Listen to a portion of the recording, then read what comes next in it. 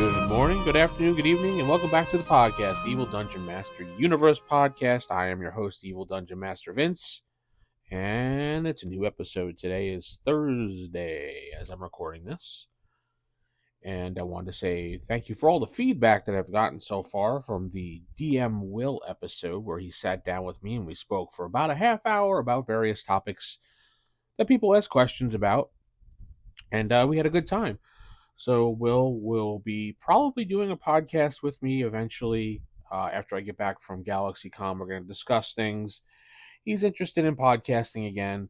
I always like podcasting, so I don't know. We may just pick something and talk about it as a podcast. I don't know if it's going to be a new school game, an old school game, but who knows? We both have our interests, so we're probably going to sit down, discuss what is a good topic that we can both cover, like when we did with RFI, that was Advanced Dungeons and Dragons, but we're probably going to go with something else. Maybe something a little bit newer. I'm not sure. We'll find out as we discuss, and I'll keep you guys updated on what it is and when it is and how it'll be out. It'll probably be on Spotify, Anchor, Spotify, whatever the heck they call it these days. Just like this podcast is. This is easy to distribute.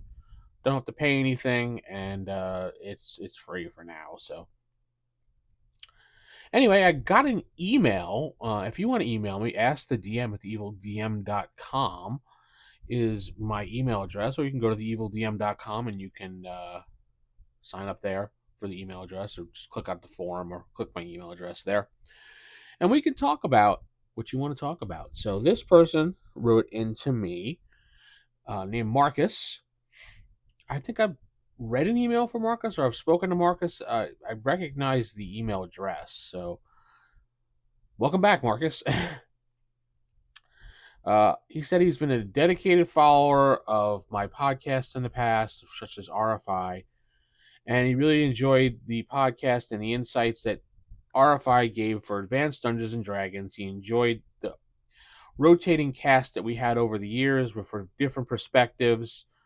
He mostly aligned with people like DM Will and Jason and even Chad. Okay, cool. Yeah, Chad, Will, and Jason were more of a stickler for certain rules and everything. So yeah, I could see that. A lot of people like their perspective overall. Now he says, I have a question regarding AD&D spell rules that I hope you can clarify. When a wizard or a cleric is preparing spells for a day, how strict should I be about the time it takes them for memorizing or praying for their spells? Specifically, if a session gets interrupted or if the party is in a hurry, how do you handle incomplete spell preparation? Additionally, I've been toying with the idea of designing a custom spell for my campaign. Do you have any tips or guidelines on balancing new spells to ensure it's neither too powerful nor too underwhelming? Thanks for your help. Keep up the fantastic work on the podcast. I enjoy listening to them every day. Well, thank you, Marcus. First part of your question is how long it takes them for memorizing spells. Now, I don't really harp on this in my games, but I do as far as when it comes to preparing spells and praying for spells, set your time. Now, if you want to say it's in the morning that you pray for your spells as a cleric, fine. If you want to say that in the morning your wizard or magic user sits down and memorizes his spells, there is some detailed information on how long it takes it. I generally will stick to just an hour. So when you wake up in the morning as a magic user or wizard, wizard be more, I think, second edition, but magic user for first edition, you would sit there and study your book.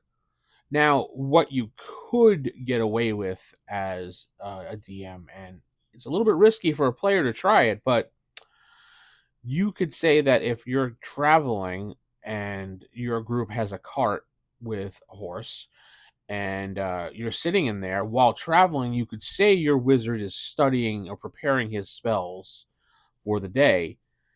And as long as there's no one interrupting them, it should be fine. I have no problem with that.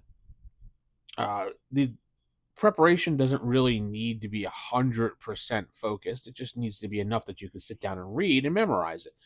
I could sit down, I can sit downstairs and read a gaming book that I've never read before while watching TV and still absorb the information or memorize the information I need to. So that's how I kind of apply common sense when it comes to preparing spells for the day.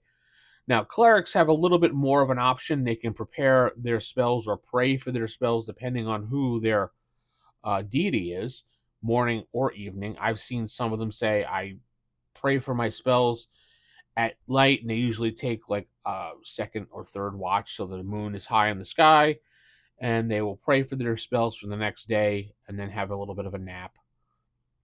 Boom, and then have their spells ready for the next day. So there's always that way.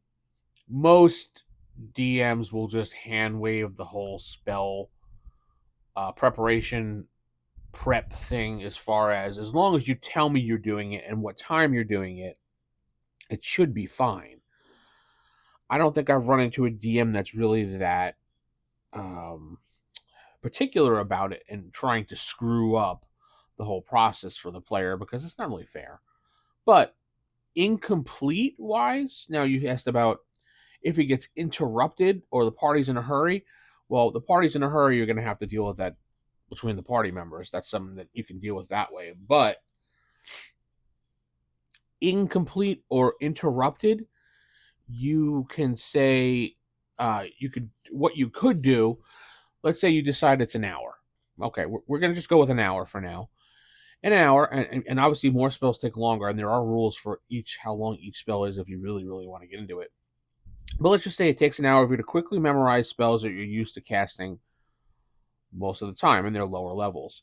What you could say is if you got interrupted during that hour, you can take the spells that the magic user was going to memorize and roll which ones he did. So if there were 4 of them he was memorizing, you can go by each one and do a percentile roll. And to keep it fair, I do a 50-50. Did you memorize this one completely? 50-50. Yes. Okay. What about this one? No. This one? Yes. And that kind of keeps it random as far as how many you did. I like to think of it that way because you're memorizing a whole bunch of spells at once. You don't know exactly what order you're memorizing them in. So random rolls will give you a better idea. That's how it handles if it gets interrupted. Uh, I know in the book says that if you get interrupted, you don't memorize anything because the whole process is screwed up. But I don't think that's really fair. And I think at least give them something because if they're spending that hour doing that, I mean, I guess they could just do the hour after the whole thing is done. But does the party really want to wait that long? That's really up to you and your party. So you as the DM can also screw it up for them too.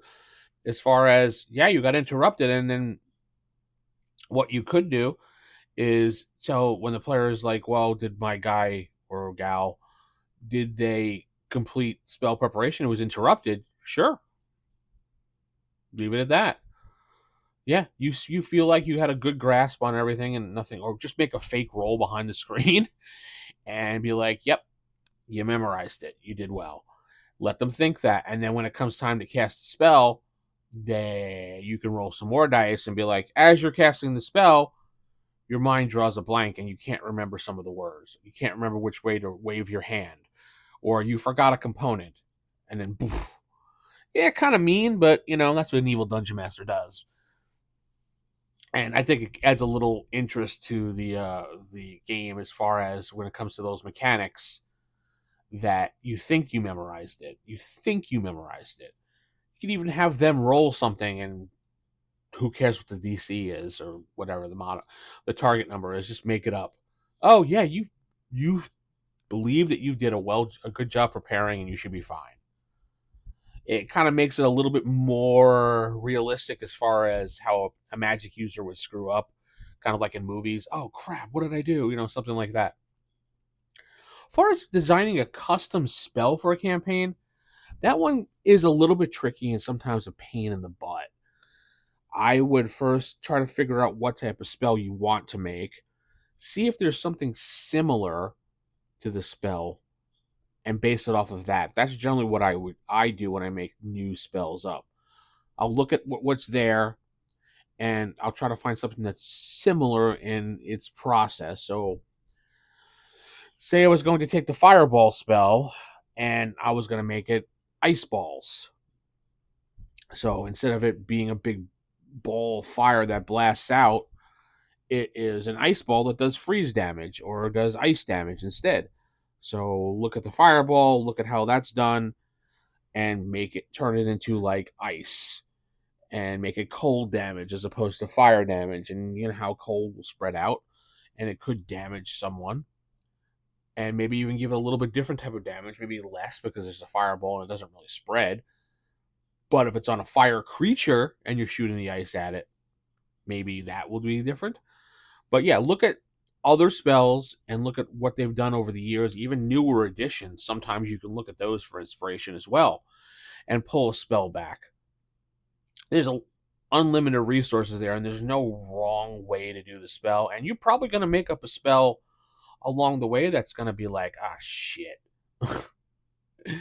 And it's not going to work out for you. You know, you learn as you go. So not everybody's perfect. Not everybody can do everything well. And hate to say it, you can always use an AI. Help me come up with a new spell that's well balanced for a second level character of Dungeons and Dragons wizard. You know, something like that. And meanwhile, they'll probably give you something that's called shadow something because the AI loves to give you shadow stuff. It's still a good idea to see what they do. You don't have to use it, but get an idea what it does. I like to use AI for quick inspiration as far as for my campaigns. Jump in there, ask for an idea of something because it doesn't do maps. I mean, it could kind of do maps, but I'll need maybe like a hook or something like that, or even a spell. I'll say do this or that, and I'll look it over and I'll be like, well, that's not really going to work. And then I modify it based on my needs for the campaign. So if you are stuck and you need a way, jump into any one of the free AIs and just play with it for a little while. It'll probably give you some ideas.